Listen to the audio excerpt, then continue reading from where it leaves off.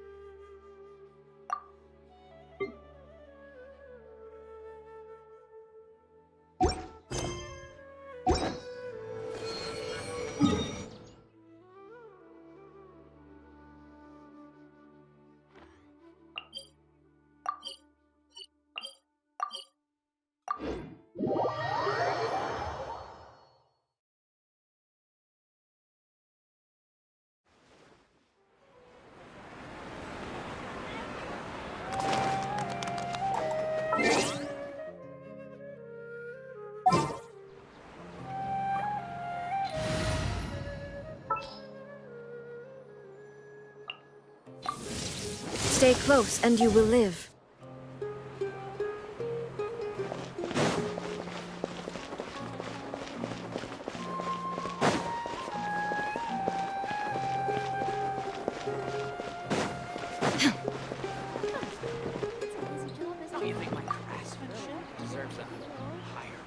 Perfect.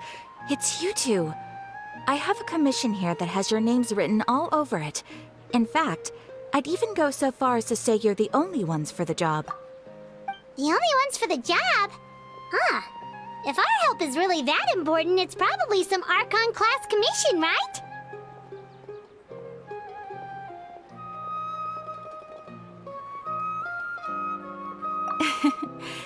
The Adventurers Guild doesn't employ that kind of classification system. In fact, this commission is also probably not nearly as intimidating as what you're expecting. All it asks us to do is to find a missing person.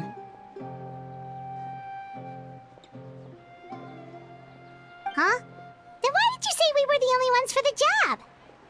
I came across this commission while reviewing our backlog not too long ago. It seems simple, but our records indicate that over a dozen successive efforts to complete it have all ended in failure, despite attempts by several accomplished and renowned adventurers. With the reputation of the Adventurers Guild and the performance of the Sumeru branch at stake, it's in our best interest to assign this commission to the adventurer with the highest completion rate over the past few years. Well, that's us for sure!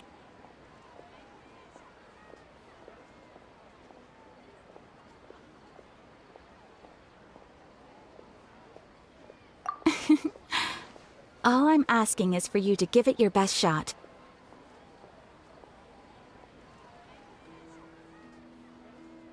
If it proves to be beyond your capabilities as well, I'll talk to the commissioner about canceling the commission.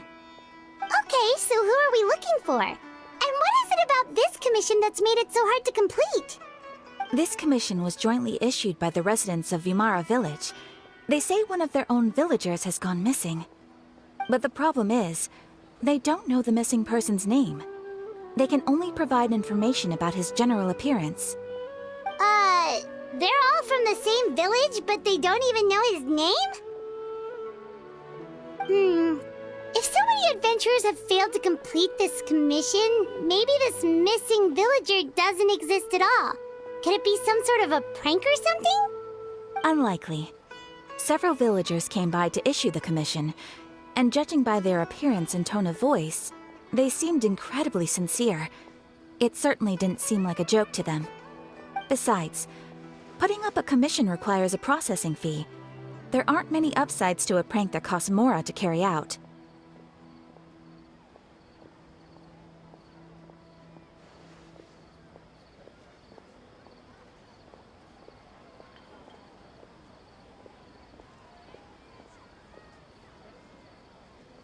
In any case, it would probably be best to go to Vimara Village and ask around first. The Adventurers Guild does have some information on hand, but I would say anything you can learn directly from the villagers would be far more reliable. The best way to avoid misdirection is to go to the source. All right then, let's go! Paimon's starting to get really curious about this whole thing.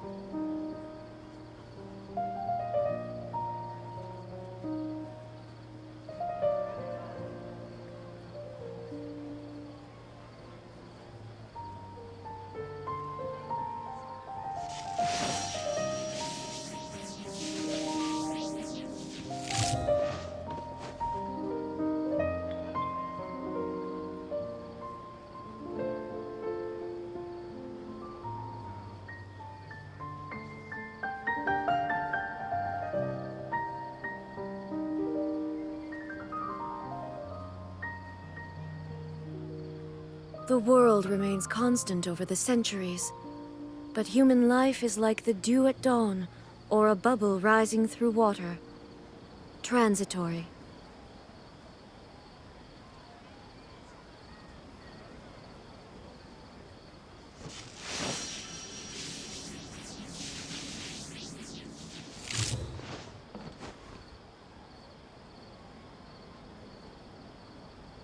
Error.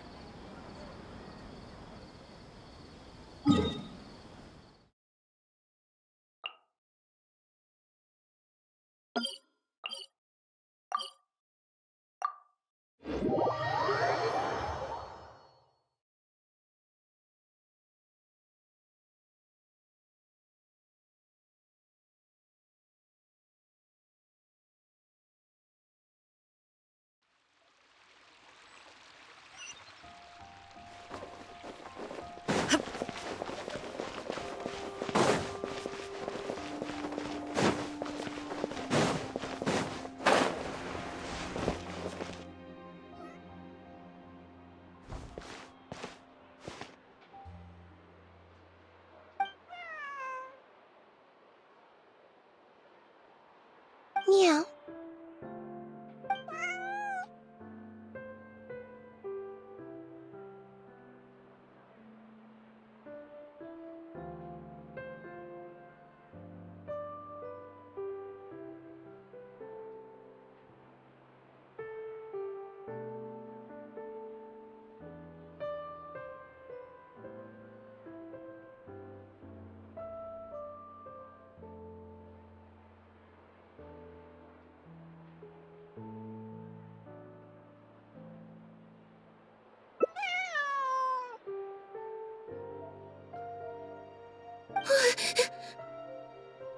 Oh, it's you. 1 second. Now activating chat mode. You made me jump there. I thought they'd finally caught me.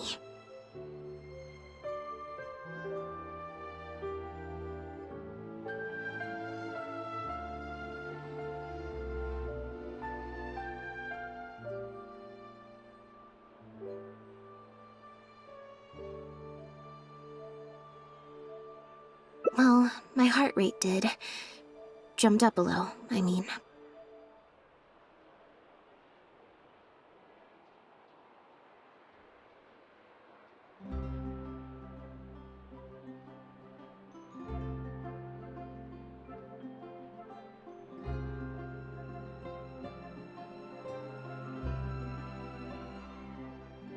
Objectively speaking, the trouble was entirely of my own making. Half an hour ago, I was at Hotel de Boer for a drinks reception. It was to celebrate the successful opening of a show, but it was draining my energy. So, I waited for the right moment, then snuck away so I could switch to standby mode.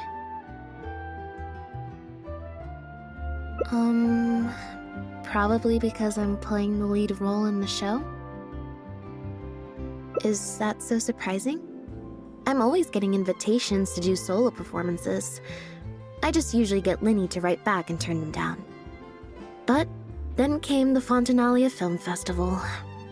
We took all the kids from the House of the Hearth out to see a film, and after it finished, they all started clamoring for me to try out acting for some reason.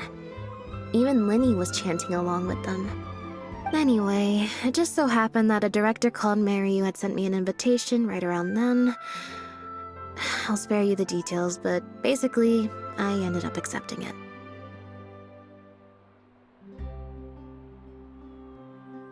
Yep, you nailed it.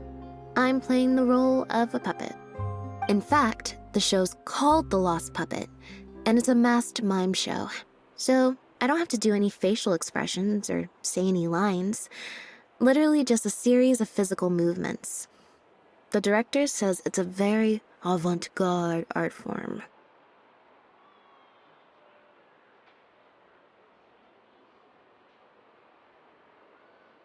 Art is not comprehended by the mind, but felt in the heart. At least, that's what the director says. Anyway, if nothing else, the opening performance seemed to go down well. At the drinks reception, everyone was crowding around me, saying, "Triumphant character portrayal, faithful adaptation of the original work, unequivocally, quintessentially avant-garde," and stuff like that. But being the center of attention is draining. So the moment they left me to go harass the director instead, I was out of there.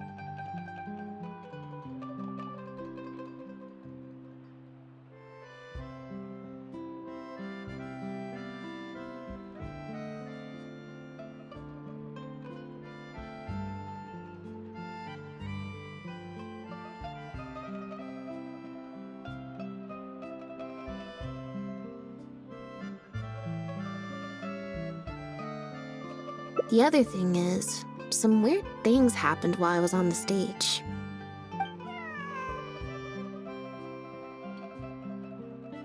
Oh, sorry, Bonnie. I didn't mean to leave you out of the conversation. My bad.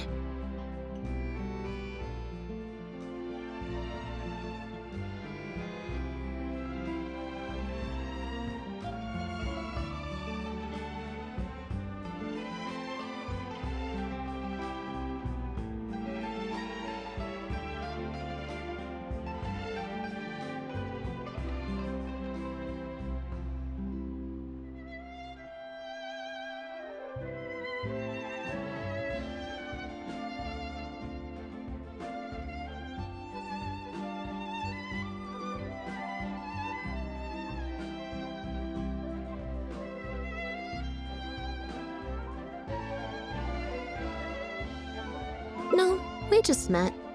We bumped into each other right after I slipped away.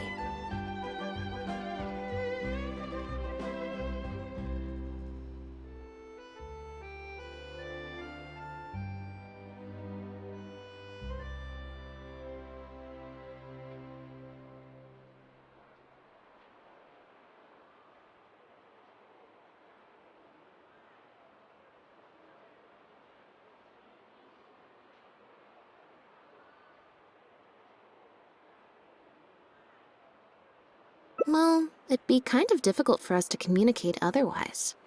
Besides, I think she's taken a liking to the name. Haven't you, Bonnie?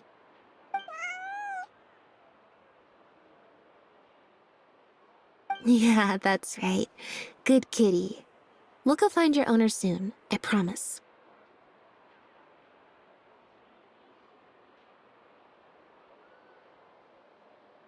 Nope. She's wearing a collar, and for the most part, she's pretty well groomed. If she is a stray, she hasn't been for long. Her stomach's been growling a lot. I guess she must have been missing for a few days now. As much as I'd love to hang out with her for a while longer, her owner's probably worried sick about her.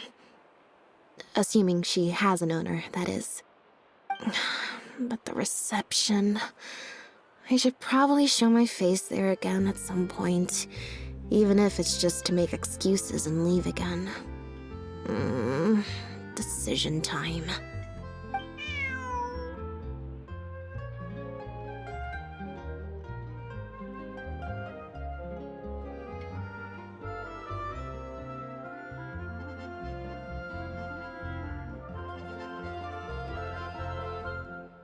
Well, I just find it exhausting, thinking through all the different ramifications of different choices and so on. That's more Lenny's area than mine. So, unless it's something really important, I usually just leave the decision-making to him.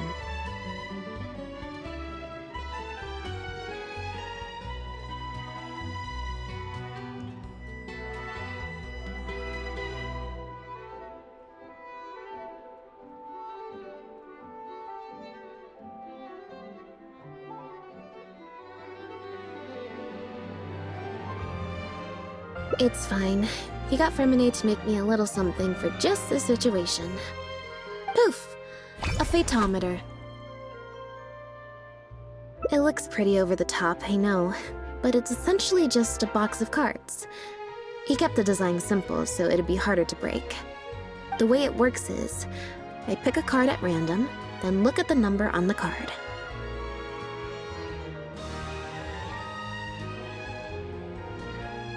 Well, for example, if the number on the card is 5 or higher, I help Bonnie find her owner.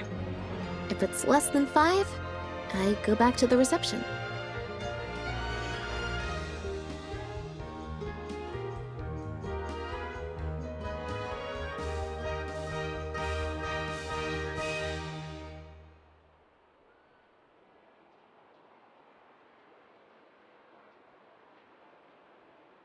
I just have to believe in the bond between me and my cards, and my fate will reveal itself to me in numerical form.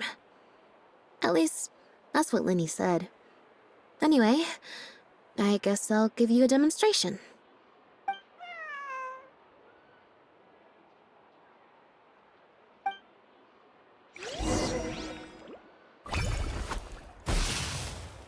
Huh, I didn't like that. Was I using it wrong? Maybe if I just...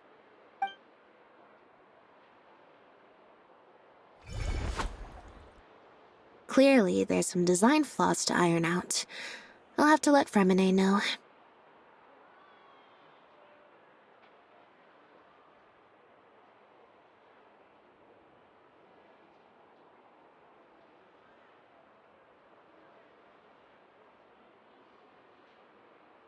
Let's see, which card did I get? 4.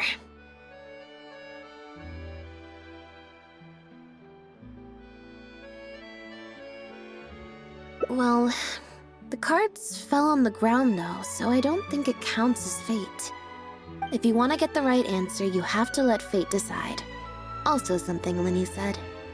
So, to put it another way, if picking a card up off the ground is how to not leave it to fate, then that means it must be the wrong answer.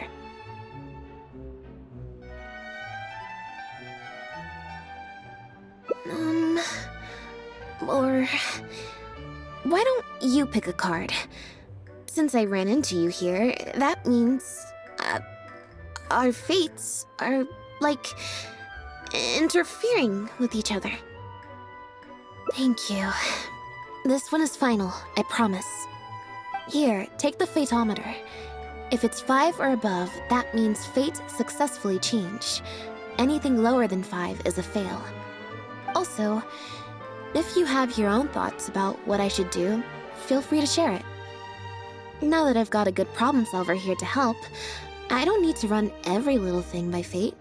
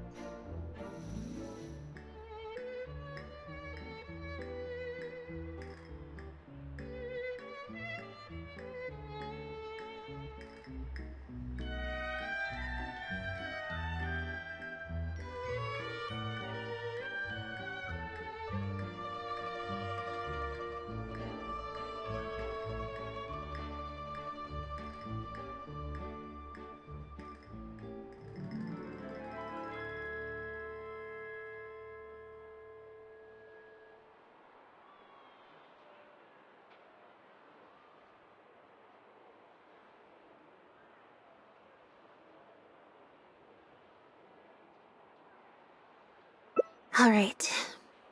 Then let's see where fate will lead me.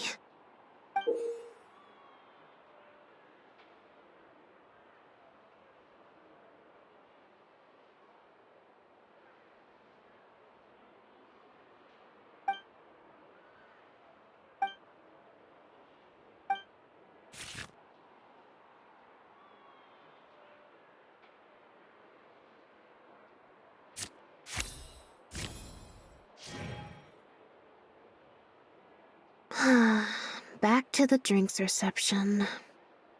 There's 20 cards in total, numbered 1 to 20. So there's only a 1 in 5 chance of drawing less than a 5. I should also mention, this time the cutoff was 5, but I just set that to wherever I feel like.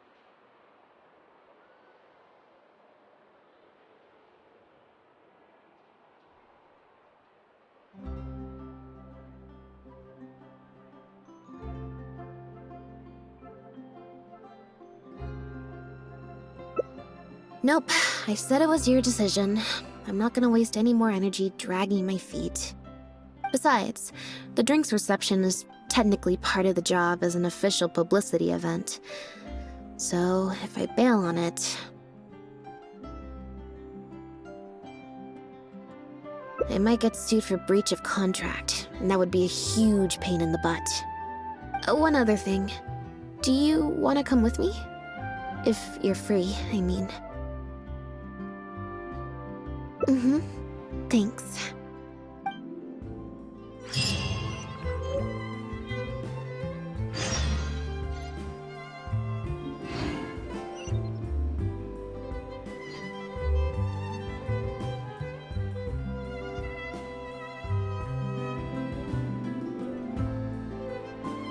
All the world holds dear is but a backdrop of constant motion. I stand before it, alone and unchanging.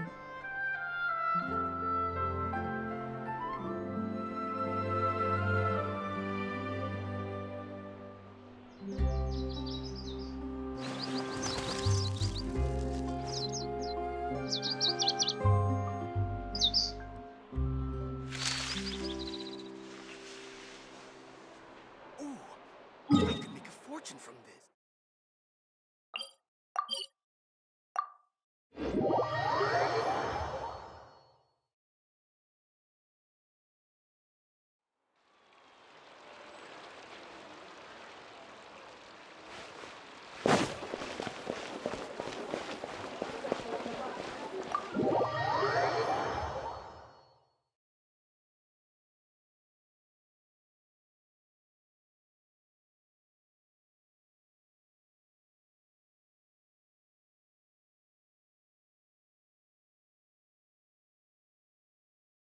There you are, Lynette!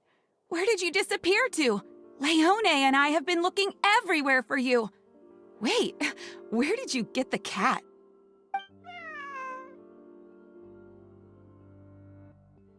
I found her outside. Do either of you happen to recognize her? I don't think so. Could belong to one of the guests, I suppose. Fair enough. It was a long shot. So sorry we couldn't help you, Lynette. Don't worry. We'll ask around for you. Leone's probably just being forgetful. Maybe you could leave her with us. We'll take her to the reception desk and see if they know anything. And if not, we'll just keep looking. Sure. I would help, but I'm a little preoccupied. Sorry to dump this on you. It's no trouble at all. We're happy to help however we can. Also, if it's no trouble, I mean, could we maybe get an autograph? And maybe a photo too? Leone, you can't spring that on her now. Not while she's working. At least wait until the event's finished. One last thing, Lynette. Director Mariu's looking for you. We'll take the cat to the front desk now. See you later.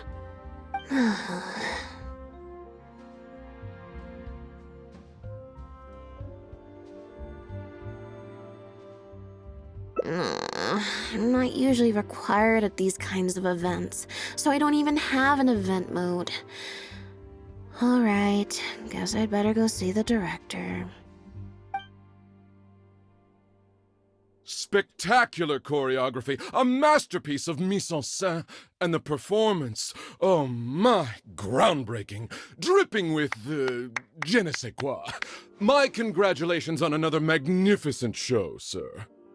Yes, I, for one, was particularly captivated by the clearly allegorical narrative undertones. The Lost Puppet shines a spotlight on the impact of technological advances in our modern society, particularly as they relate to changing modes of emotional expression and the challenge of mutual intelligibility. Such a pioneering work, so far ahead of its time, a tour de force of avant-garde theater. I can already see the headlines of tomorrow's newspapers. They will certainly be singing your praise, Director Mariu. But it was a group effort, of course. To convey emotions in a silent show with no facial expressions, the entire cast had to go above and beyond. Everyone truly outdid themselves. Speaking of the cast, Jillian, another strong performance from you in Director Mariu's latest show, as of course we've all come to expect from your numerous successful collaborations to date. That's quite an overstatement. I've only ever played supporting roles. On that point, you stated a few months ago in an interview that you were looking to secure a leading role in your next show. What led you to the decision to stay in a supporting role this time around? We had a discussion about this, and while Lynette hadn't previously performed in an acting role, we were blown away by her talent, and she was a perfect fit for this character. Quite simply, this was the role she was born to play. Exactly. I was honored to share the stage with her. Lynette worked extremely hard in all of the rehearsals, and she's an incredibly talented actress.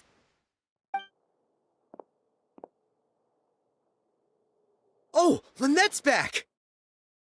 Hey, Lynette, where have you been? Are you in standby mode?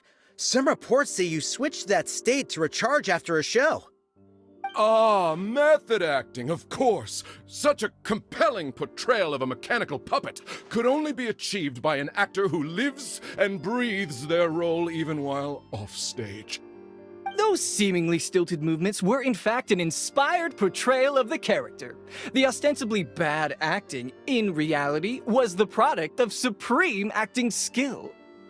Oh, I went outside and there was this cat there, so I played with the cat for a bit. A cat?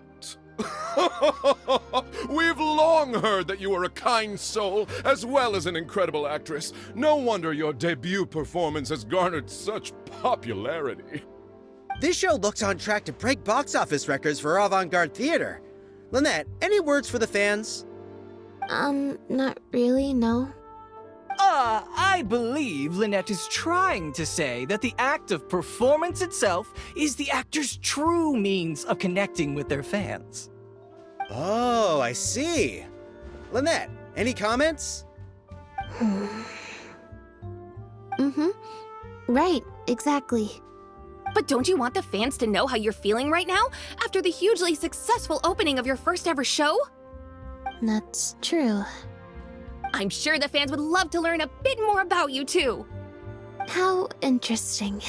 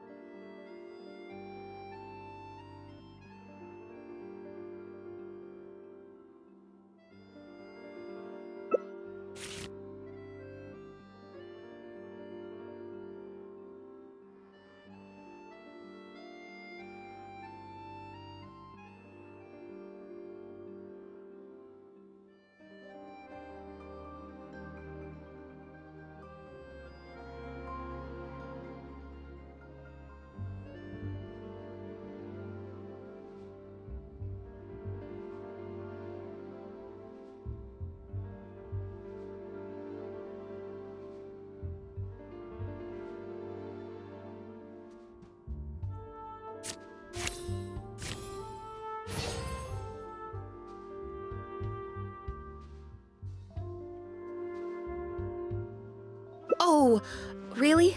I'm so sorry. How rude of me. Huh? Wait, you're the traveler who's been in the news! Did you come to see the show? Wow! Are you a fan of Lynette too? Do you have any comments on her first performance?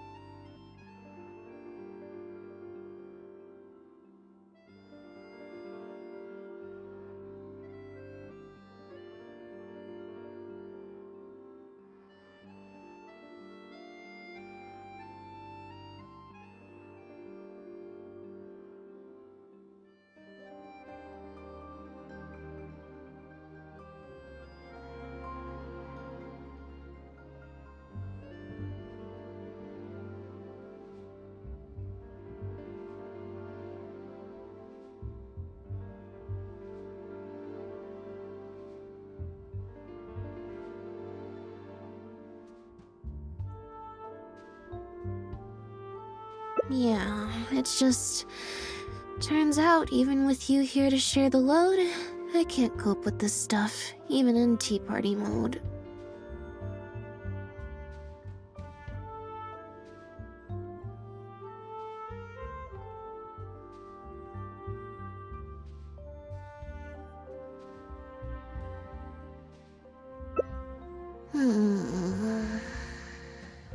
It's a power-saving mode for participating in conversation at tea parties. Normally, I can get through an entire conversation just with, Oh, that's true. And how interesting. But at a tea party, I'm not normally subjected to a constant stream of questions. The energy consumption of that interview just now was 3 times as much as the average tea party.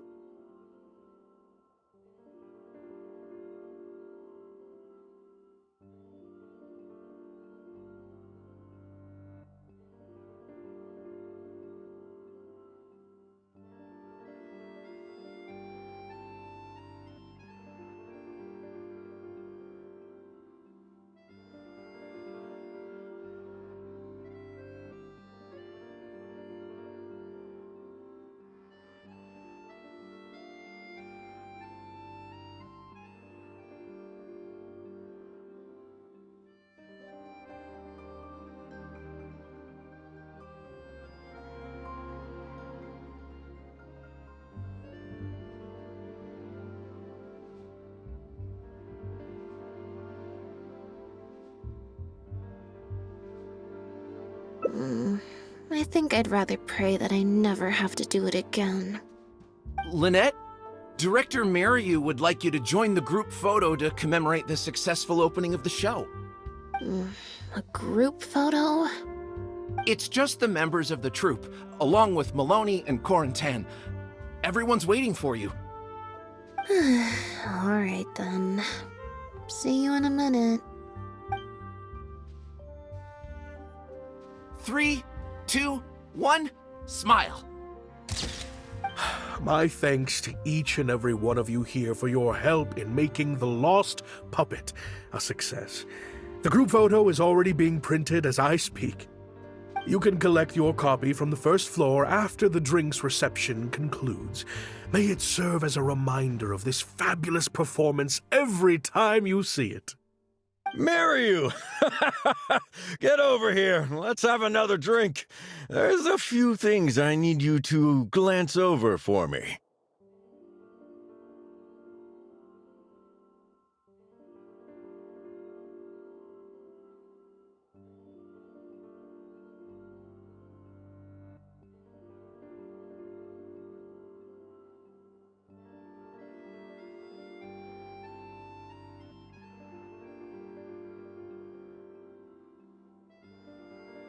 I thought the group photo was the final hurdle.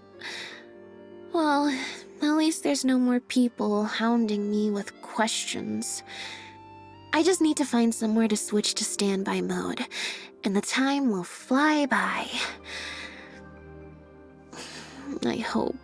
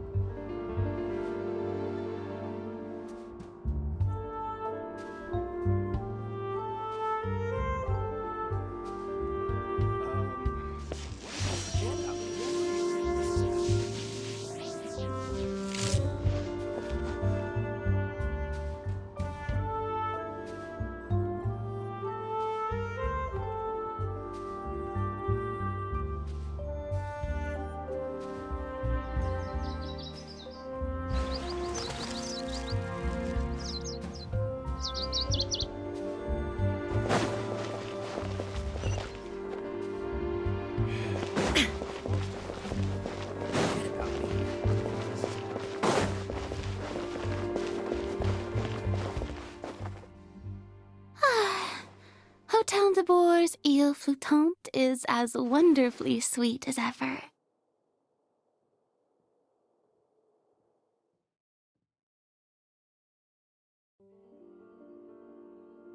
Traveler? Lynette? Oh, wait, hold on.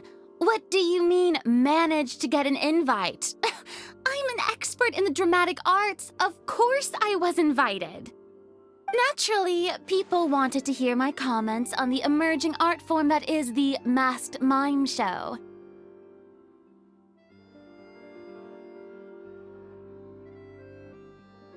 Remarkable, and a very worthwhile artistic endeavor, exploring a character with no lines or facial expressions who can only communicate how they feel through their movement. Your performance was beyond anything I could have imagined, Lynette.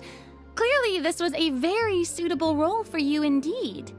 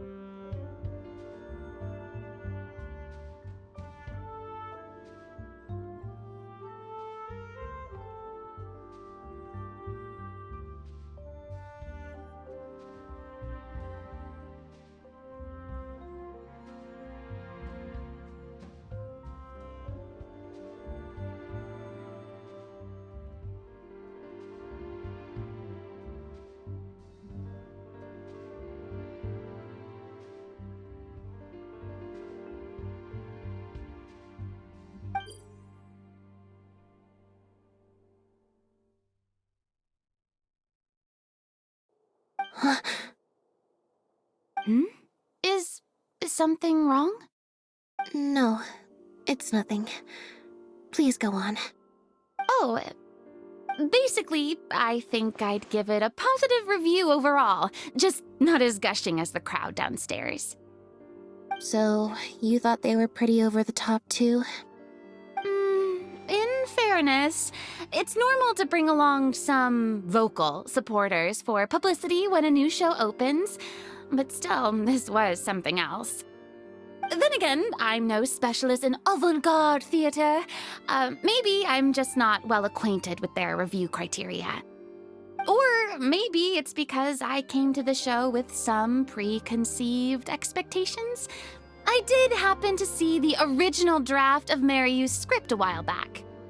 What original draft? Oh? He didn't show it to you? It must have been a few months ago.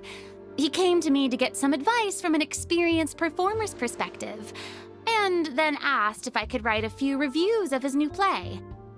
I had a lot on my plate at the time, so I had to turn him down. I only skimmed a few sections, but they seemed quite different from the final version. I can't say I remember the plot, but I don't know. The protagonist just seemed more complex, I guess, especially in the last two scenes. Still a mechanical puppet on the outside, of course, but she seemed to have more emotional depth on the inside. Emotional depth? Oh, I'm just thinking aloud here. Don't take it to heart. Besides, a script and a play are two very different beasts. There are so many fine details to consider when turning a story into a stage production, more than most people could imagine. Especially with a novel art form like a masked mime show. I'm sure Maryu had his reasons for the changes he made. Change of topic. I see you've escaped the crowds to seek refuge on the second floor. Fame can be overwhelming at first, can't it? Perhaps you'd benefit from hearing about the experiences of a veteran celebrity such as myself. No thanks, I'm good. Pretty sure this will be my first and last time in this situation. Hey, at least let me finish. I have top tips on dealing with belligerent reporters, slipping away to hunt down snacks during the intermission. Tell me everything. First, take a seat, mon ami. We must partake of Hotel de Boer's fine desserts as we talk, lest they go to waste.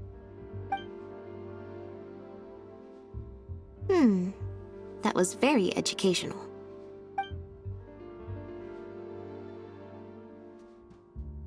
I expect most of the people downstairs have left by now. Time to grab my copy of the group photo and get home.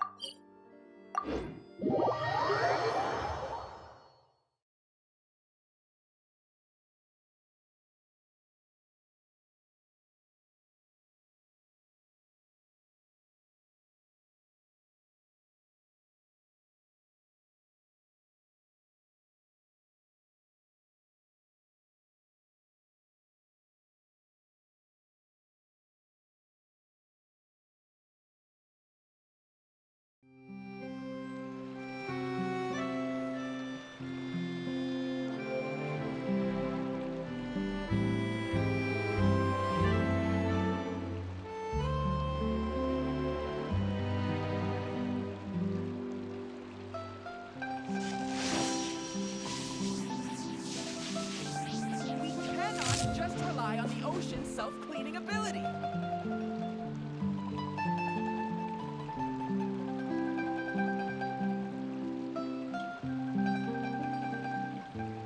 The world remains constant over the centuries, but human life is like the dew at dawn, or a bubble rising through water. Transitory. We cannot just rely on the ocean's self-cleaning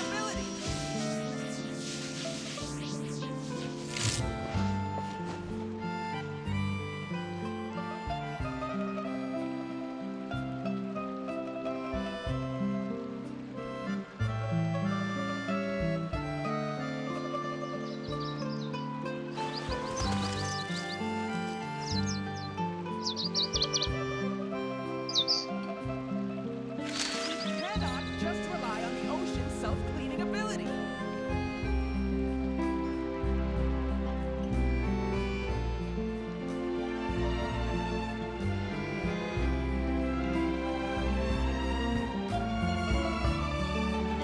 All the world holds dear is but a backdrop of constant motion.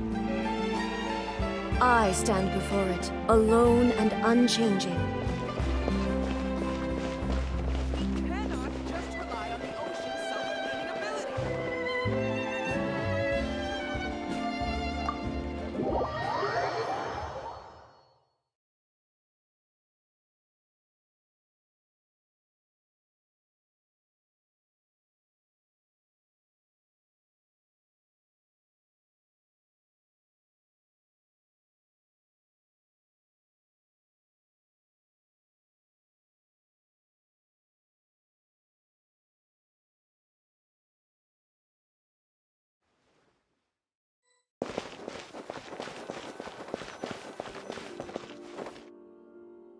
The photo must be in this envelope right here.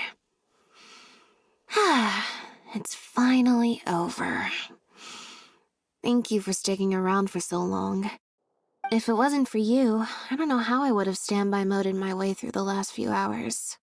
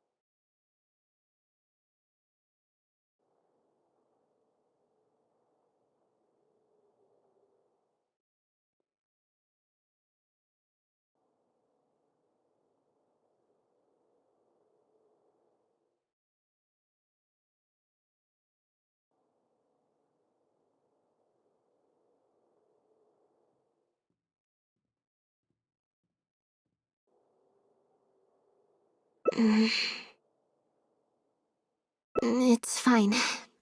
It's just... It was such a minor thing. While I was on stage, there was a moment when I felt like someone was looking at me. It was only for an instant, and I didn't even see who it was. But somehow, I knew it was a look of contempt. I got a vague sense of it again during the reception, like someone was giving me an evil stare. But I couldn't figure out who it was.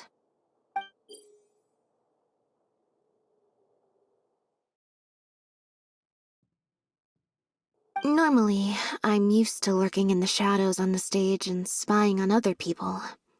So, it was strange, feeling like I was the one being spied on this time.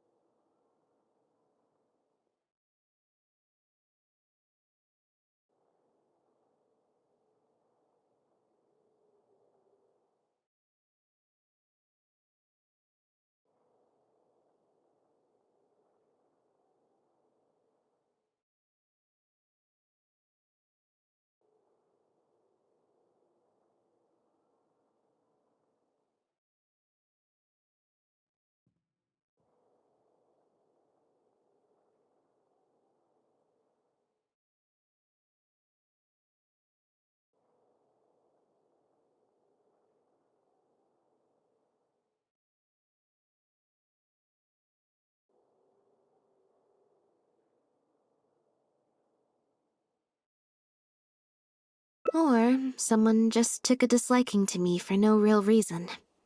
Sometimes you can like one person and dislike another for equally pointless reasons. Anyway, it was just a momentary stink eye, that's all. Nothing for you to worry about. Okay, problem solved. I'm gonna take this envelope and go home now.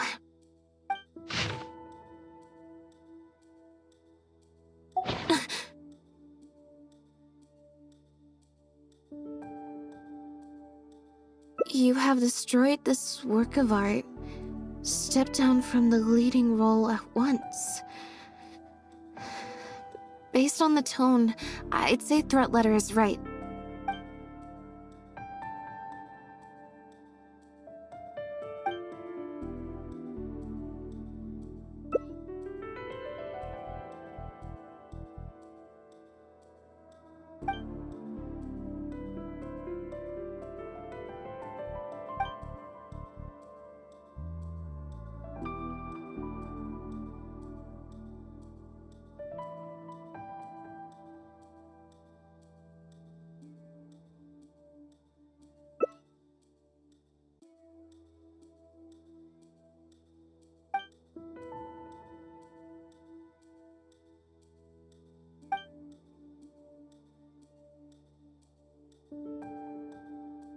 I don't think we're gonna find any more clues here.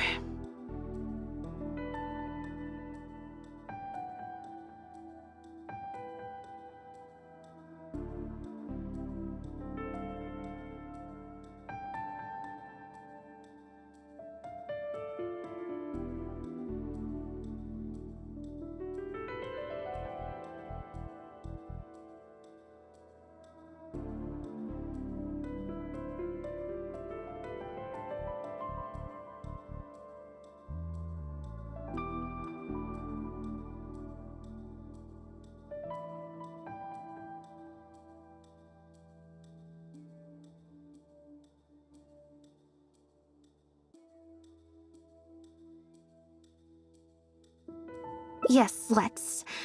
Whatever destroyed means, it could have something to do with the original script that Farina mentioned. Also, I'm gonna have to ask you to stick around a while longer.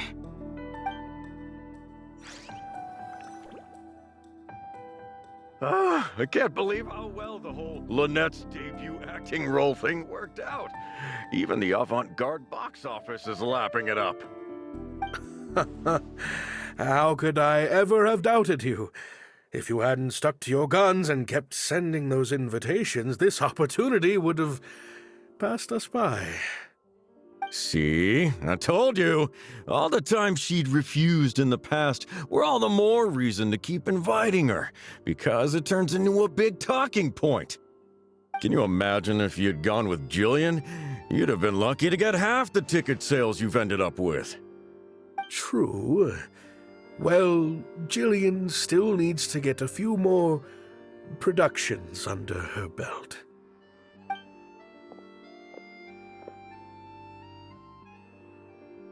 Do you have a moment, Director Mariu? Oh! Ah, if it isn't the star of the show! We were just talking about you. Oh, and is that the legendary Traveler with you? I'm guessing you're here to discuss the show with the director? Oh, you're a talented and hardworking actress, Lynette. It's no wonder you're getting such rave reviews. I'll leave you artists to discuss your work in peace. Mariu, make sure you give your star performer and her friend your full attention. I certainly will. Lynette carries the fortunes of our entire troupe on her shoulders.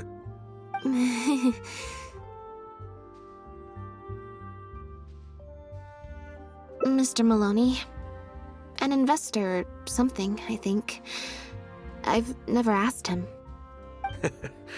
So, what can I do for the two of you? I'm afraid I'll have to dash soon as I'm meeting some friends from the newspaper. Otherwise, I'd love to stay longer.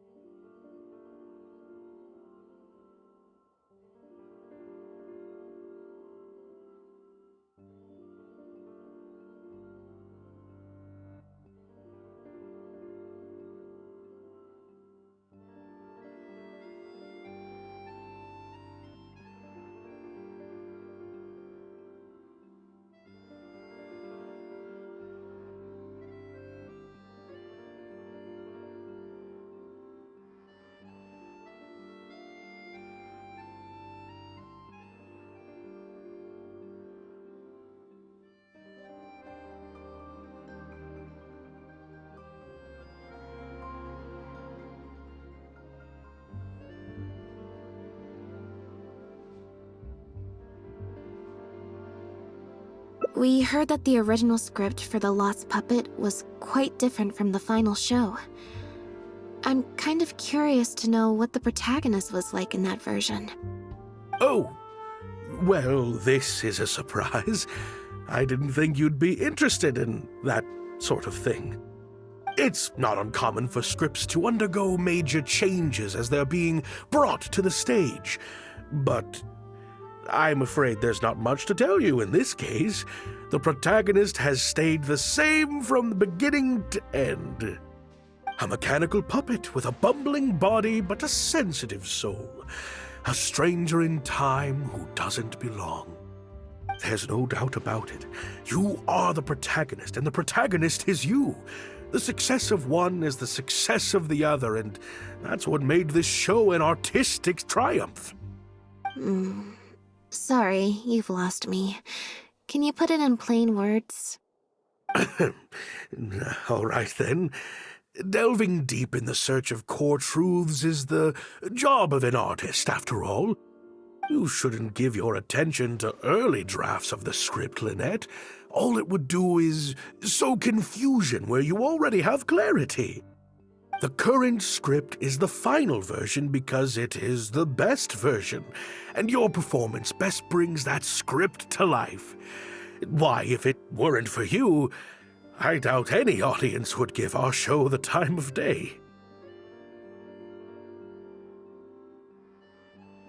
What letter? Oh my goodness!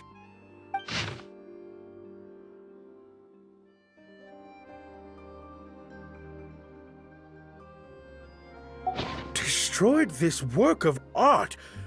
Really? Well, Director Mariu, any idea who might have written it? No. Who on earth would write such nonsense?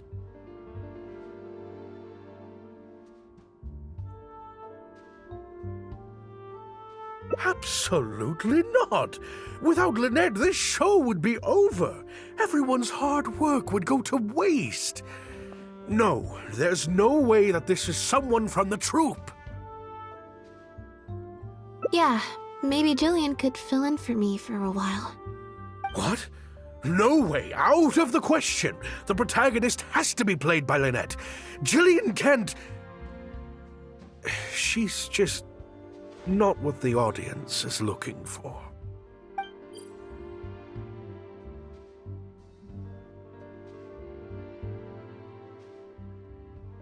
Ah, I've got it. It's a competitor. Yes, this letter must be from a competitor of ours who's trying to get under Lynette's skin. You can't lie low. That's just what they want you to do. The moment you step back from performing, they'll put their rumor mill into overdrive and drag us through the mud. They're just waiting for their chance to kick us while we're down. A competitor? Really? Definitely. Those lowlifes. Slander and libel are all their specialties. They drown out the truth with a flood of misinformation, and they stop at nothing once they get riled up.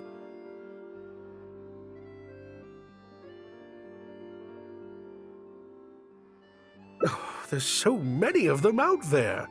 Fame always seems to attract haters, no matter what you do to try and keep everyone happy.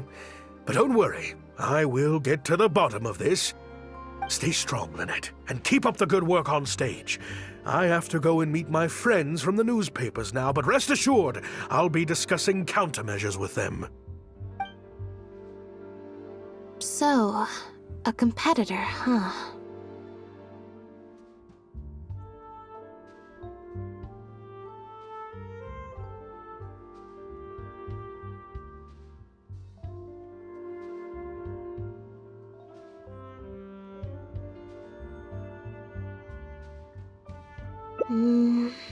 I kinda doubt it. We've dealt with those types before.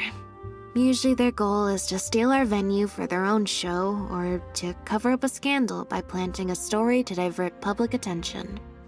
But at the moment, I don't think anyone's got a reason to do any of that stuff. Let alone pull a stunt like this. A threat letter is quite extreme.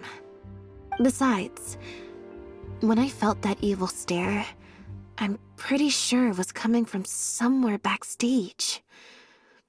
So that rules out a lot of people. I'm actually more concerned about Maryu. When I mentioned Jillian, his reaction was pretty unusual.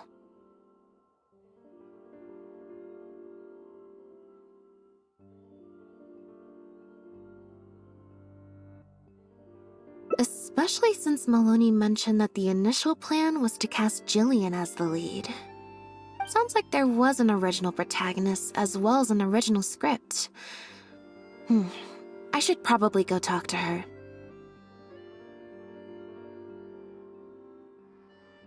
Yep, she told me she lives in the Flow of Sandra.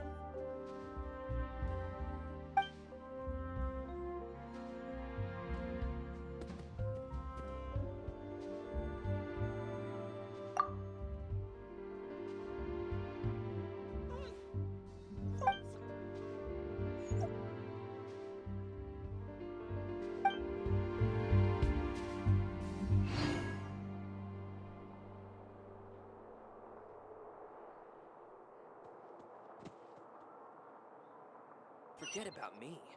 This is about what exactly?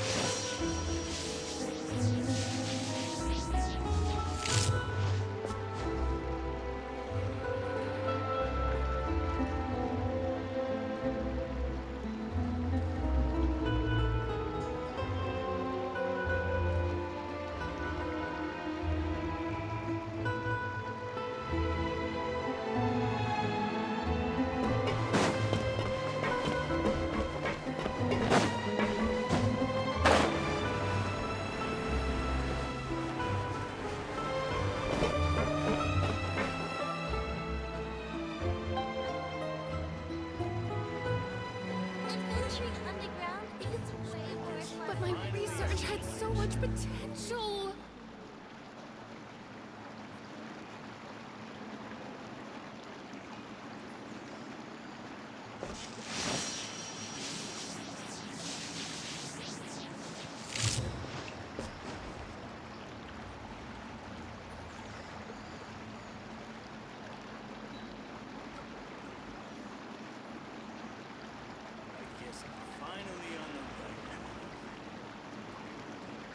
But my research had so much potential.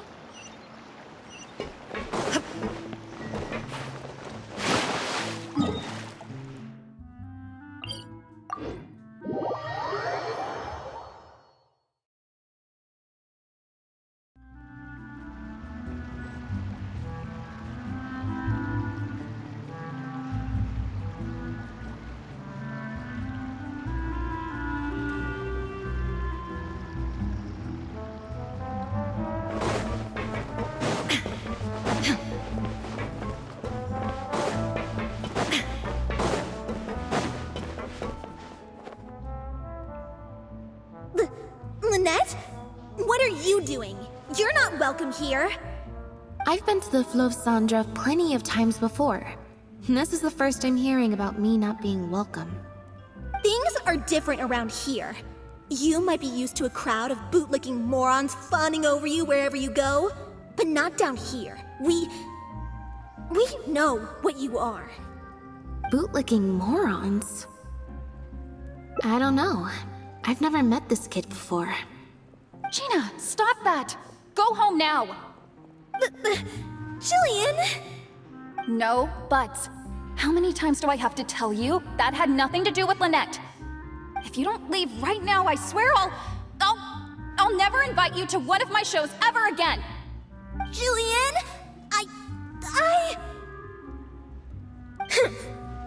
Just because Lady Farina speaks highly of you, it doesn't mean you're all that! I'm so sorry. Gina's always been a strong-willed child. That's why I never let her visit me at work. It's okay. I have younger siblings too, so I get it. She's in her rebellious phase, huh? If you let angsty kids get you riled up, they'll drain all your energy. So don't worry, I won't let it get to me. Well, this situation's a little different in this case, but still, thank you. So, what brings you to the Fleuve Sandra? We heard about it from Maloney. He said you were originally supposed to play the lead. Maloney, huh? Of course he couldn't keep his mouth shut. I'm sorry. I never mentioned it because Director Mariyu was very clear that I mustn't let any of it affect you. What's this?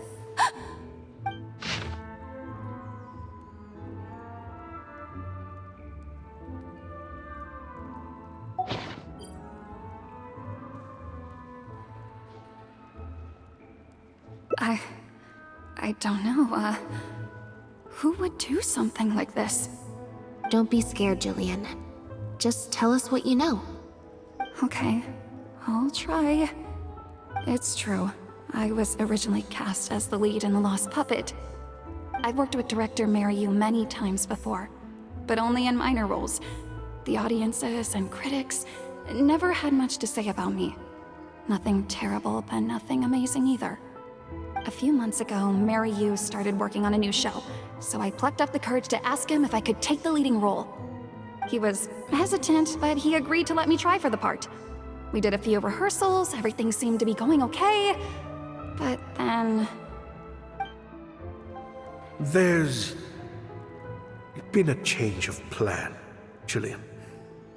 The leading role will now be played by Lynette. Lynette?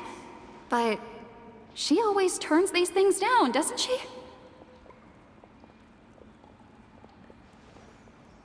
And that's why we cannot afford to waste this opportunity. Jillian, I understand how you must be feeling.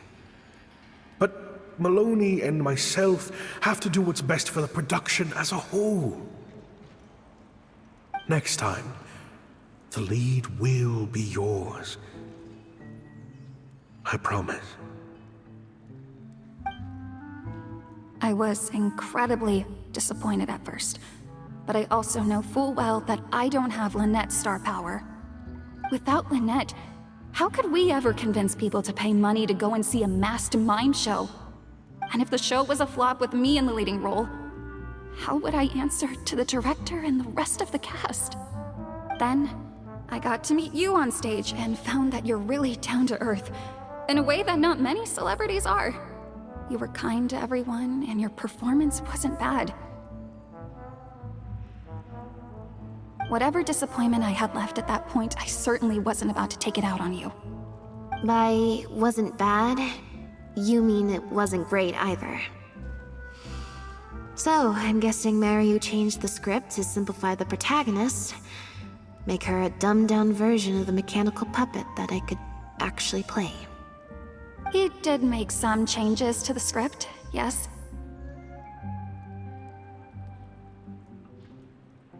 Jaik, one of the other actors. He likes to collect Dr. Mariyu's old drafts because he hopes to be a director himself one day. He also lives nearby. I can arrange for you to meet him at the tavern. Makes sense. I always see him talking to Mariyu. Alright, see you at the tavern then.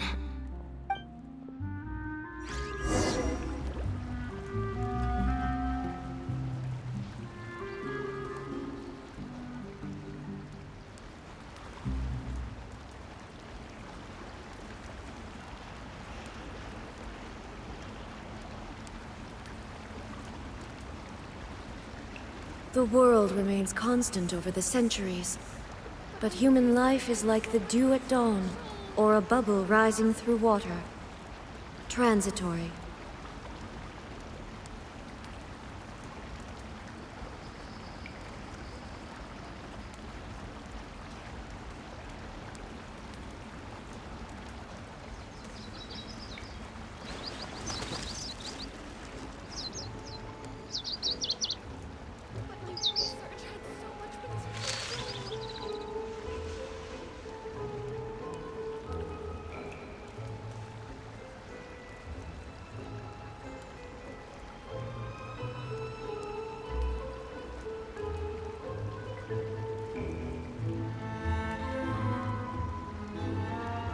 Inactivity serves no purpose whatsoever.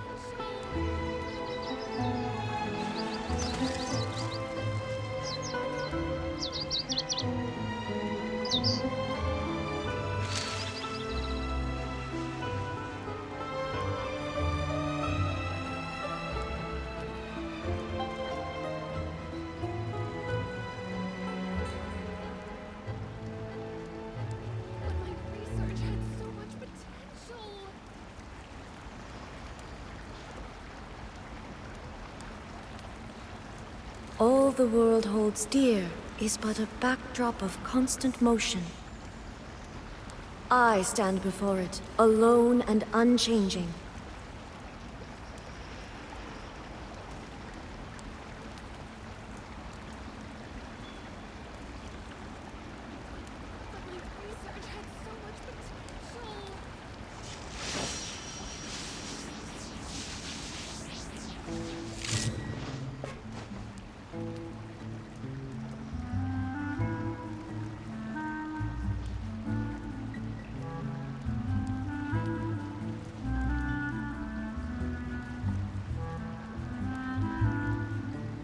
The world remains constant over the centuries, but human life is like the dew at dawn, or a bubble rising through water. Transitory.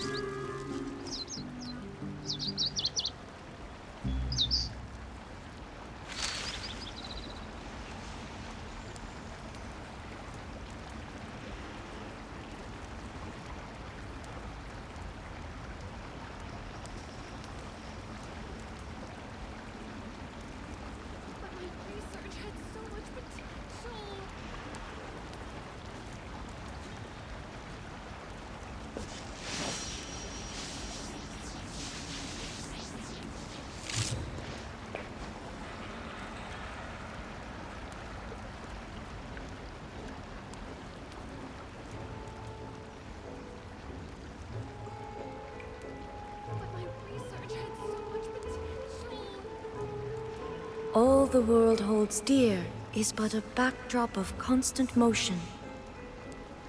I stand before it, alone and unchanging.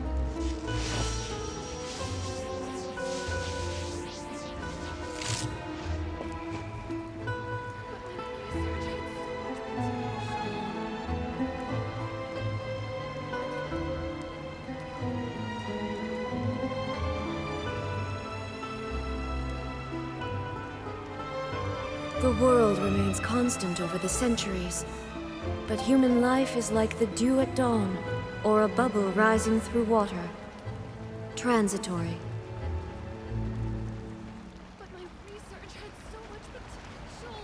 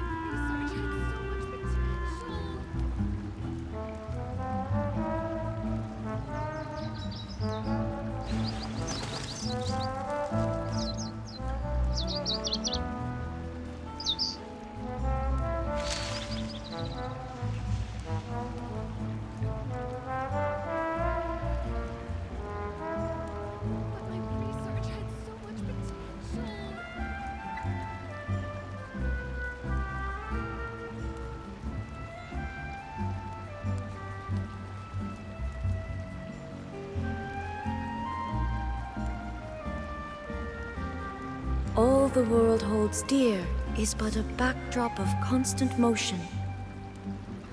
I stand before it, alone and unchanging.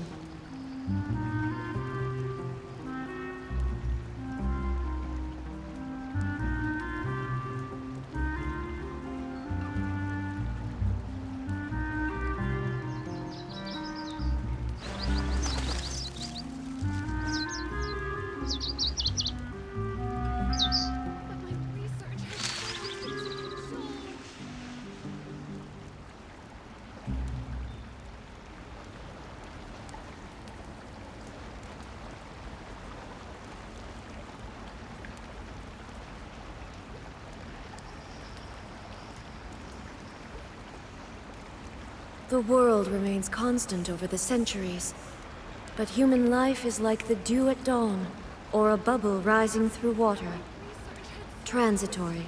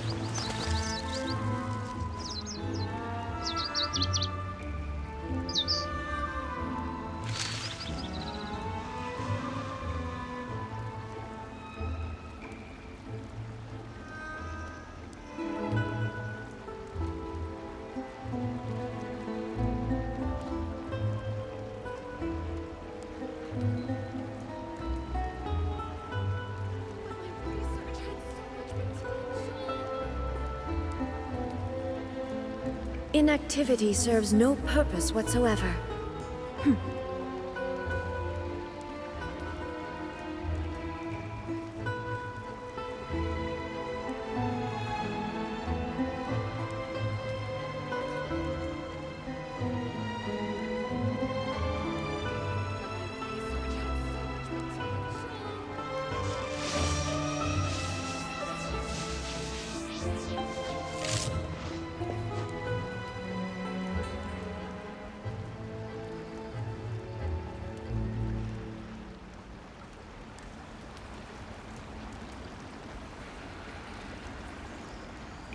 All the world holds dear is but a backdrop of constant motion. I stand before it, alone and unchanging.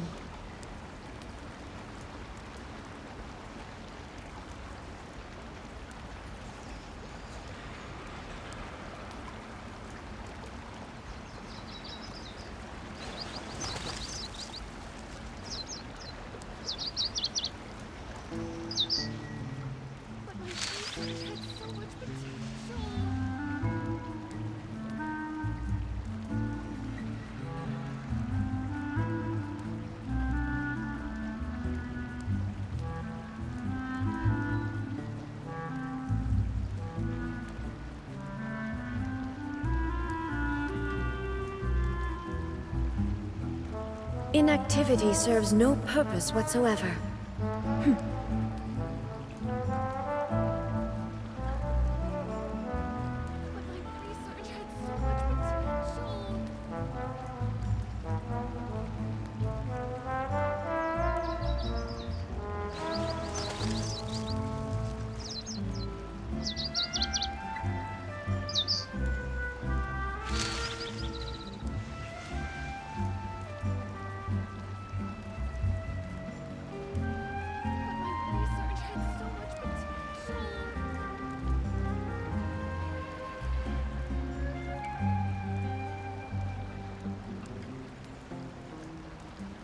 All the world holds dear is but a backdrop of constant motion. I stand before it, alone and unchanging.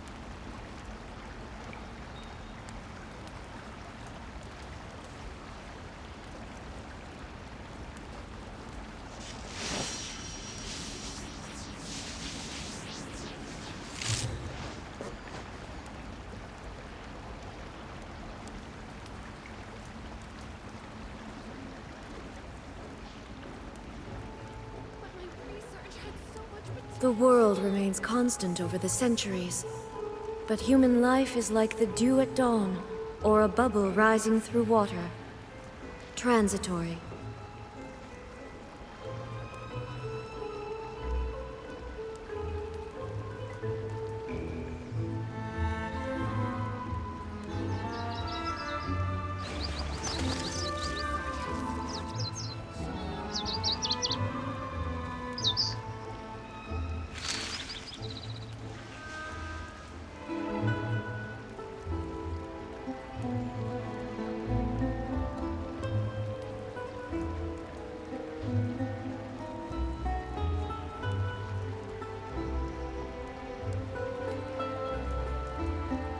Inactivity serves no purpose whatsoever.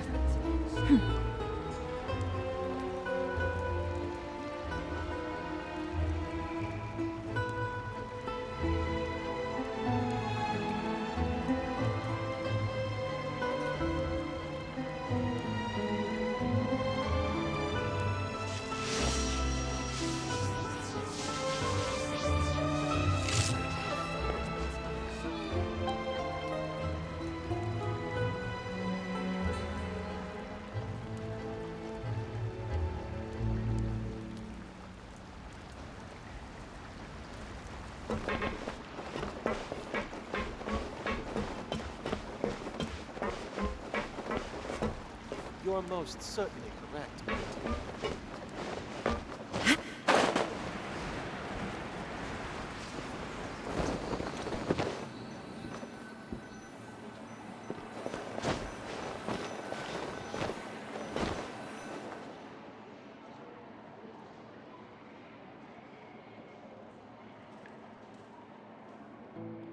Sorry to keep you waiting. Jillian brought me up to speed on the situation. I'm here to help however I can. Here, this is the script you're after. That's always the way with pen and paper drafts. Even the final script is full of last-minute changes by the director. There should be a cleaner copy of the original script in here somewhere. Sorry, it's all a bit mixed up. I just grabbed the whole stack of paper since I was in a rush. No problem. Now activating search mode. I'll go through one page at a time.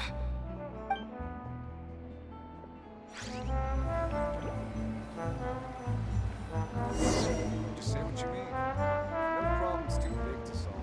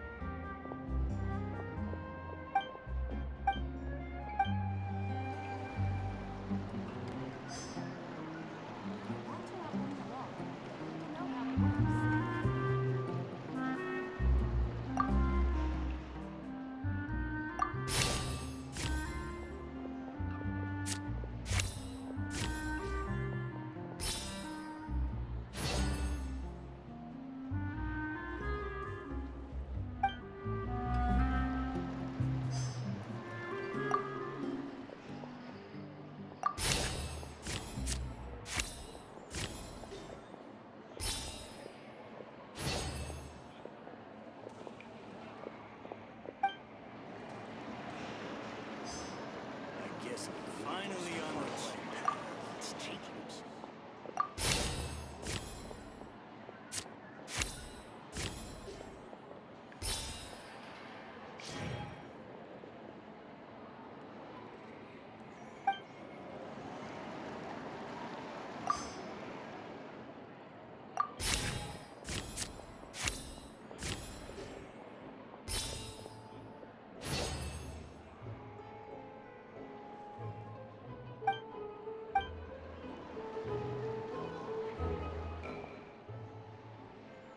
The protagonist returns to the ruins where she began and performs a dance in honor of her deceased companions.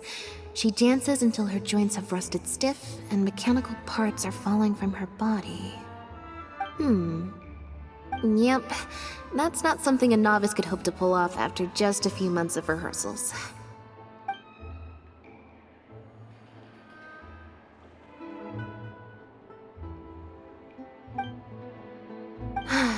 Jillian, shall I go tell Mariu to put you back in the leading role?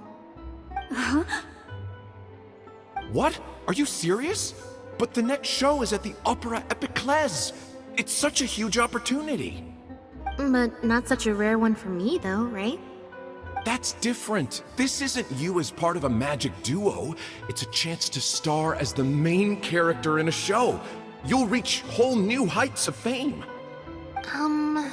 Fame in small doses has its perks, but too much and I'll get overloaded. But if you play the lead, the fame will be yours, and I get to be free. Sounds like a win-win, don't you think? It'll never work. There's no way Director Mariu or Maloney would ever agree to it. The set for Act 4 would need to change, as would all the marketing materials.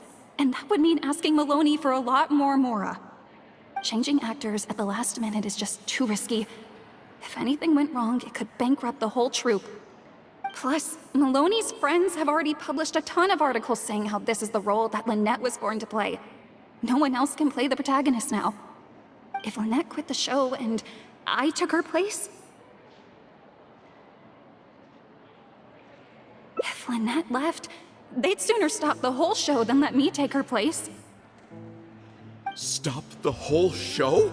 But all the people in the troupe, months and months of everyone's hard work would all be for nothing.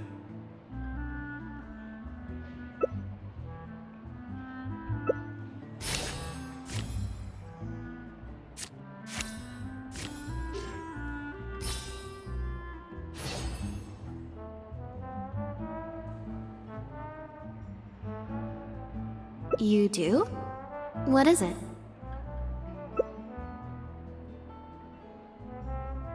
That's a bold plan. I'm in. You know, it's a little crazy, but it might actually work. No way! It's not worth taking such a huge risk just for a chance to be in the spotlight. Jillian, you said before, whatever disappointment I had left, I wasn't about to take out on you. In other words, that disappointment is still there, but you've kept it bottled up inside. Be honest. You still hope to play the leading role, don't you? But the thought of putting so many people out just for my sake? You think they'd be put out?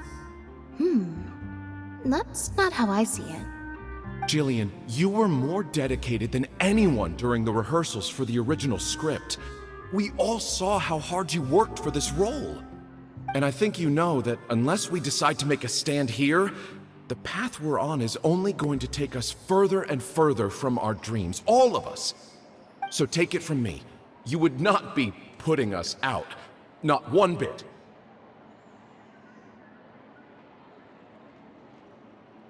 You guys... Okay. Let's do it. I will play my part. Yes! I knew you'd come around. All right, I'll let the rest of the troupe know and we'll start preparing immediately. Wonderful. This solves everything. Wait, but what about the threat letter? Do you have any idea who sent it? As long as we stick to the plan, I'll give up the lead role, so it won't matter anymore, right? But surely you want to know who it's from. If they're out there and no one's keeping an eye on them, what if they come looking for you? I doubt they will. It's supposed to be a threat, but they didn't even say what would happen if I don't meet their demands. Plus, the handwriting is kinda childish. Doesn't look like a professional intimidator to me. Who knows? Maybe it was just a fan of yours having a moment. A fan? Of me? Maybe there's someone out there who really appreciates your talent, even in the supporting roles.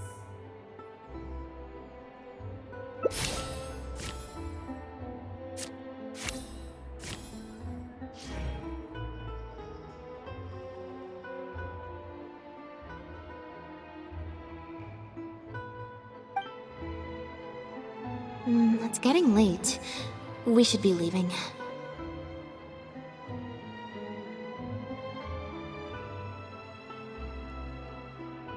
Come on.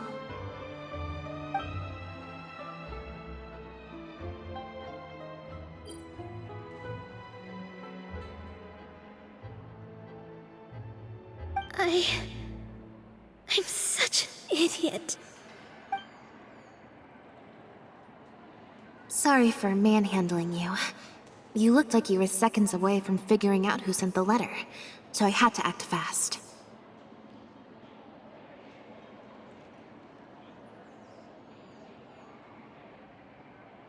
It was Gina, Jillian's sister.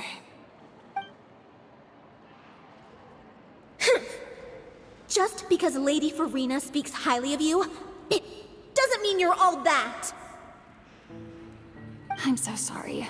Gina's always been a strong-willed child. That's why I never let her visit me at work.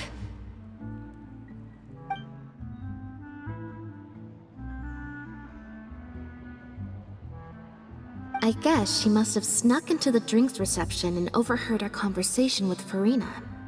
She idolizes Jillian, both as an older sister and an actress. And she watched as the dream role Jillian had been waiting to play for so long got snatched away from her by some amateur who's never acted before. To make matters worse, all the critics were hailing this amateur as a perfect fit for the role, and even Fontaine's former biggest star was praising her abilities.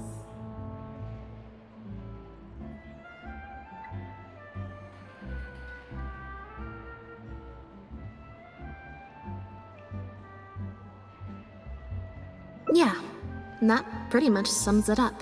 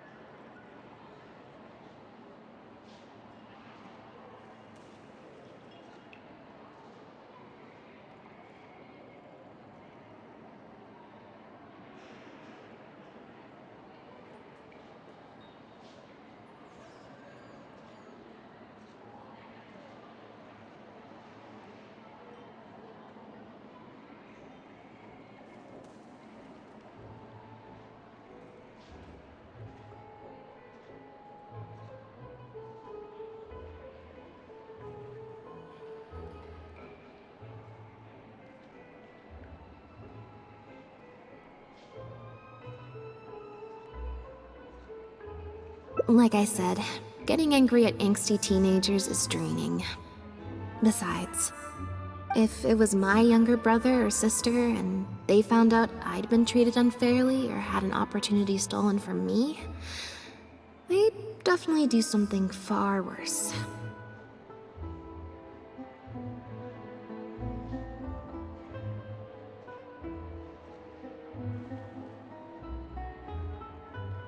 I was in Jillian's position once. Back when Linny and I were starting out, before we got famous, we just had to take things a day at a time. Doing our shows, slowly trying to build up our reputation. So I can understand Gina's frustration. Still, she could definitely use some pro tips on how to write a threat letter. No, the way she looks at me is indignant, frustrated, but not malicious. Plus, she didn't even try to hide how she felt. Whoever was giving me that evil stare was backstage. Blending into the crowd at a drinks reception is one thing, but trying to blend in backstage, where everyone's on high alert waiting to be called on stage, would be a lot more difficult. We'll find out who it is before too long. In 2 days' time, at the next show, I think it will become very clear. On that note, guess I'll see you at the Opera House. Bye for now. Am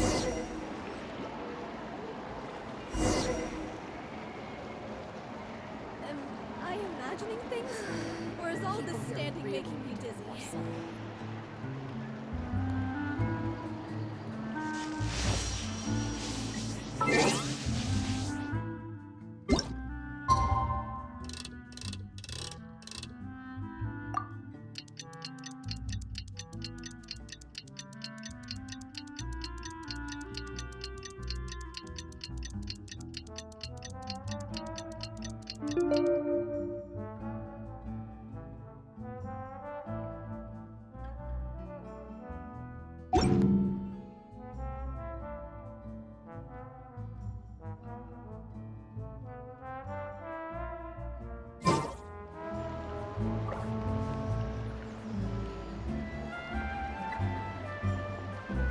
Adventuring underground is way more fun than I thought.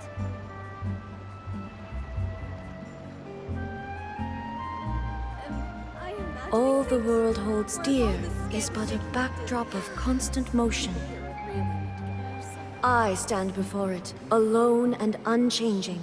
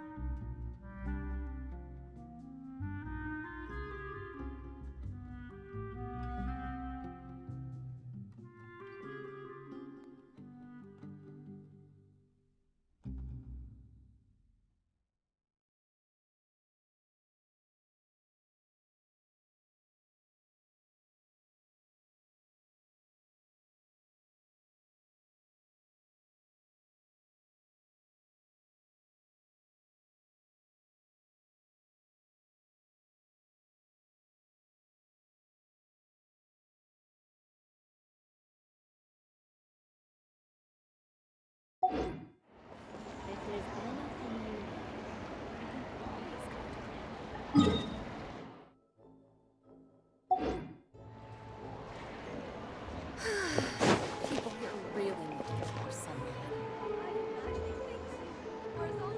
Guess we're finally on the right path.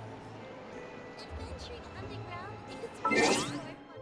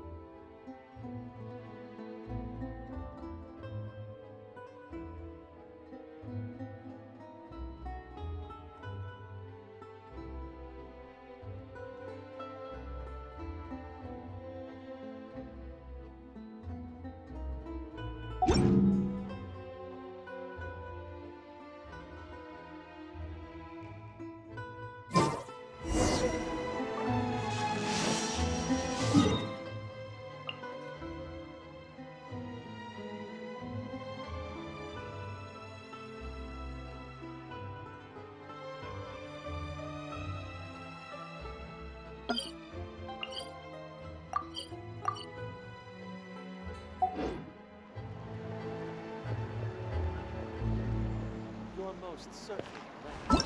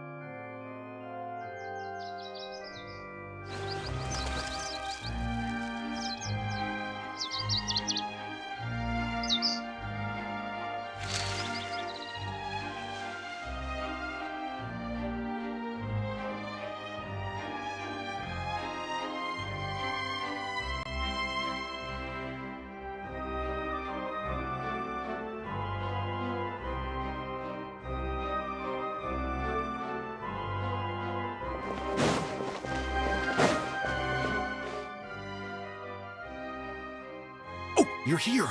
Lynette and Jillian are busy getting ready, so please come with me.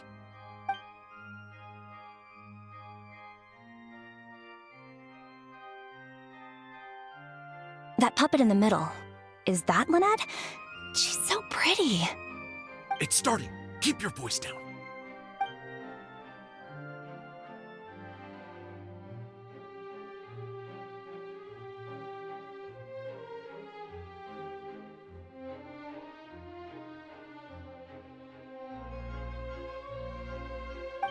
Wow, I thought it would be hard to follow, but in the end, it was actually very clear. Even though her face was expressionless and she didn't speak the whole time, I felt like I could really understand how the protagonist was feeling.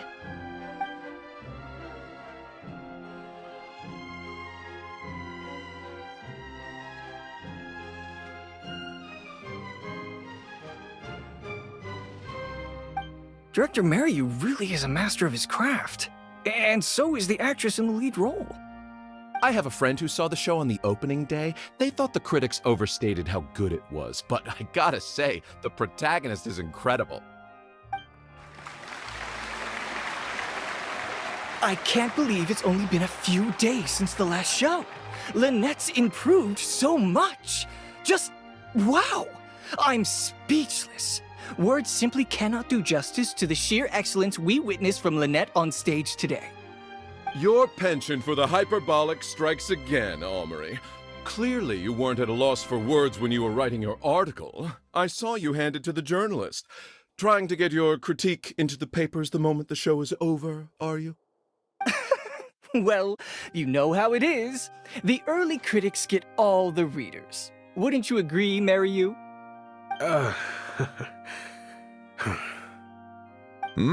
What's the matter? Cat got your tongue? The first half was a huge success. Even I could tell the acting was top tier. My apologies, Mr. Maloney. Please excuse me for a second. I need to have a little talk with my actors. Oh, very well. Hey, while you're at it, this might be a good time to talk future collaborations with Lynette.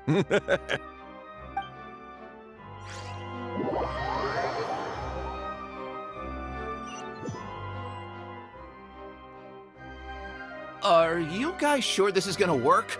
What if Director Mariu pushes back? We're already halfway there. We can't back out now. All we need to do is stick to the plan. What is this plan that you're so intent on hiding from me, Director Mariu!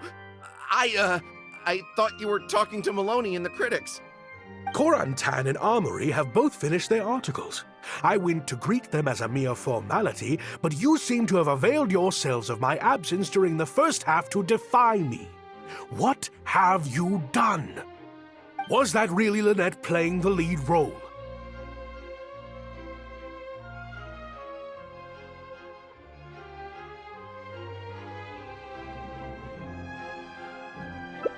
Ta-da!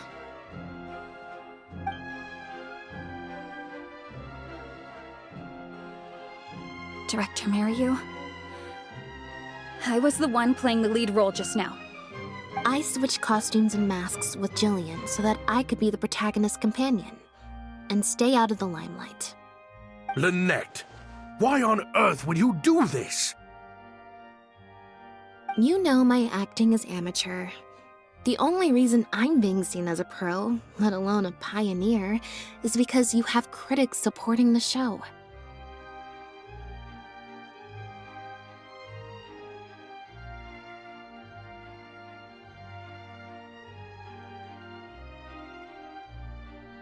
If they'd seen me in the leading role during the first half, they wouldn't be expecting anything more. But what happens now that they've seen Jillian in the role? If you force me to play the lead in the second half, they'll be wondering, why is the actress suddenly giving such an underwhelming performance right at the climax of the whole story?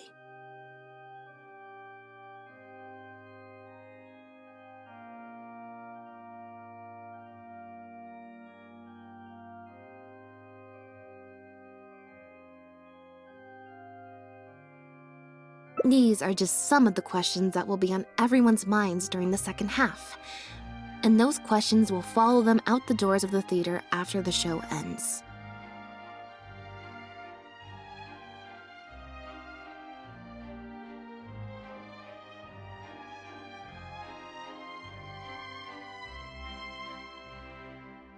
There's only one way for you to save your reputation, and that's to keep Jillian as the lead all the way to the end. Absolutely not. I'd sooner announce that we're having technical difficulties and need to stop the show. If I keep Jillian as the lead for the second half, what do you think will happen in the curtain call when she takes her mask off? Everyone will see that we've changed actors. What will your fans think? They're only here because of you, and what about all the critics who support you? If we get on the wrong side of them, it'll be the death of the whole show. There'd be tickets to refund, fines to pay for breach of contract. The whole troupe's hard work would go down the drain. Don't you see how much this would cost us? You can't just take a job on a whim, then abandon your responsibility the moment you don't feel like doing it anymore. You're playing games with other people's hopes and dreams. Director Mariu, please. You're not being fair to Lynette.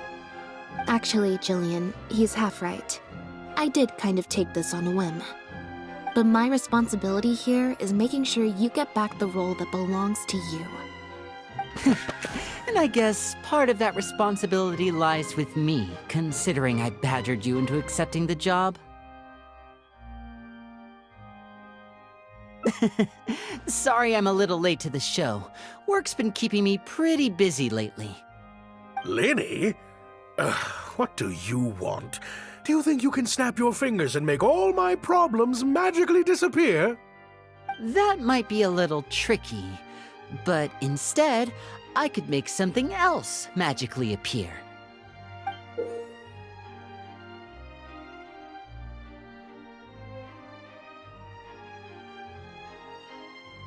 What's this? A draft complaint letter, my contract, your legal fees, reimbursement for the tickets, and an advance on the penalty fee for breach of contract. Mr. Mariu, I'm stepping down from the leading role, regardless of whether you choose to cancel the rest of today's show. If you do suffer unforeseen financial losses from this, you're free to seek damages as per the contract. And if you want to file a lawsuit, there's a draft here that you can use if you need it. What? I can't believe this. You're literally handing me a lawsuit against you with a straight face. Of course. All this Mora, it's a pittance to you, isn't it? Must be nice to have the luxury of prior success and fame. Look at us. We're huge stars. One minute we want to go on stage. The next we feel like backing out of the contract. But that's okay. We're famous. We can afford it. You have no respect for other people's work. You're treating other people's hopes and dreams like a big joke. You don't give a hoot how much this show means to other people. You don't even care that the whole production might have to shut down because of you. That's not true. I do care. And I'm under no illusion as to how much this show means to you. Oh, brilliant deduction there. Of course it means a lot to me. This is my show. That's the only reason I asked you to be in it in the first place. Really? Then why do your eyes tell a different story? The way you look at me, it's full of contempt. Almost as if I've destroyed your work of art.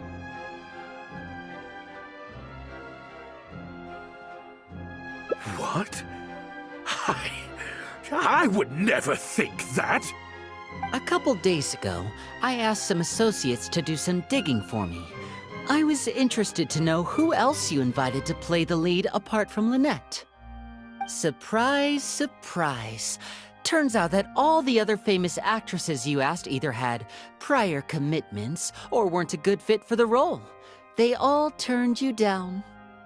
And I would have turned you down too, if not for an unlikely set of coincidences. You didn't send those invitations because you were looking for a better actress than Jillian, but because your investor wanted a big name in your show, right? Director Mariu. To get Maloney on your side, you chose to make Jillian the understudy, and then look for an opportunity for her to take the lead.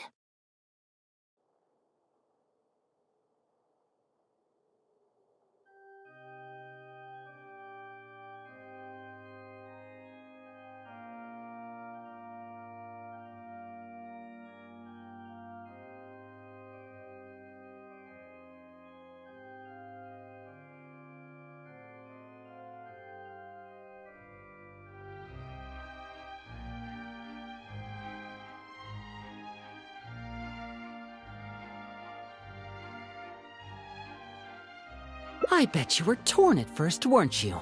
Do you stick to the tried and tested formula? Choose Lynette, use her celebrity to get the critics on your side so that you and your investors can line your pockets? Or do you choose Jillian, so that you and your longtime collaborator can stage the show of your dreams, the original, unedited version of The Lost Puppet?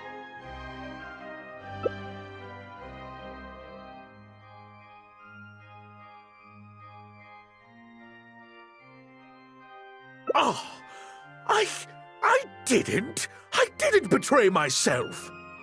You mentioned prior success and fame earlier, but you're a well-known director yourself, with countless works to your name. Wouldn't that make you successful too? Or maybe, deep down, none of your current achievements really count as success to you. Right now, you have an opportunity to send Jillian onto that stage and perform the second half as you always imagined it, faithful to your original script.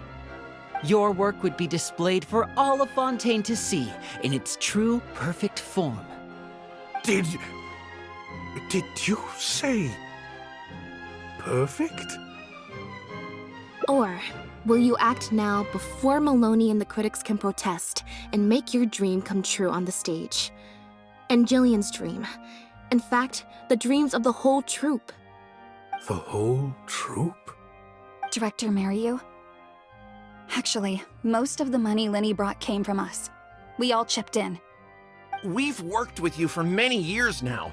Your troupe has been here for you all the way from the empty theaters where we first performed to the Opera House today. We watched as you slowly started down a path you used to despise, the path of powerful connections, drinks receptions, backdoor deals with critics, and collaborations based on fame instead of talent. But this is just a temporary measure. I did it for the good of the troupe. And besides, this is how the whole industry works. Everyone else is doing it. Yes, we know. Back when you started, you had to bite the bullet and do these things to keep the troupe afloat. But then what happened? You began to embrace these methods more and more, becoming so reliant on them that every show you put out is overhyped by the media, and every script you write is edited to suit some celebrity's needs. Surely you must have noticed what's happening. While we've been performing at bigger and bigger theaters with each show, the applause is getting quieter and quieter each night, and the criticism from people who've seen the show is growing. Maloney's friends are sycophants. They don't care if the audience is disappointed because the show doesn't live up to their glowing reviews. They praise the things they like and skirt around the things they don't. Look, I know everyone's using the same promotional tactics, but does that really make it okay?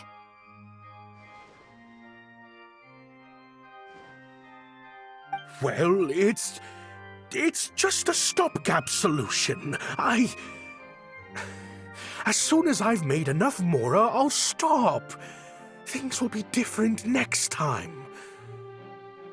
I promise. Next time, huh? Yeah. Next time, you won't use your connections. Next time, you won't pay off the critics.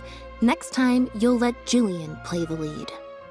Unfortunately, it doesn't work like that. If you make some money once, you'll want to do it again, then again. Slowly but surely, you turn your back on your dreams. I won't turn my back on my dreams any longer, Director Mariu. Never again. Me neither.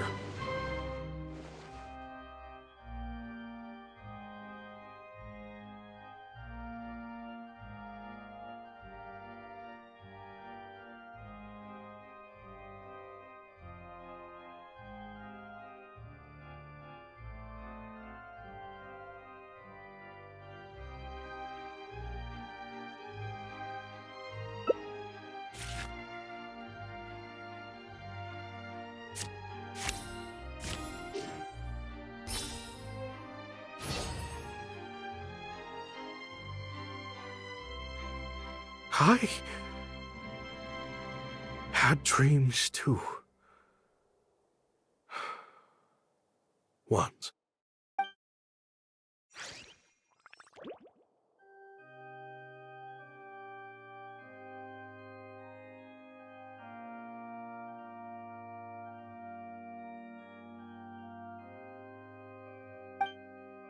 Huh. The plot here seems a little different from what the reviews said. The protagonist wanted to return to the stage, so the puppets replaced all her parts with the latest ones available, built her a grand opera house, and summoned a huge audience. And in the end, she forgot herself amidst the applause and cheers of her fellow puppets. Hey, no spoilers! Huh? Wait, hang on, that's not even what's happening.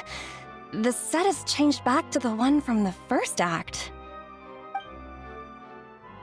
Oh, Archons, please let this work out.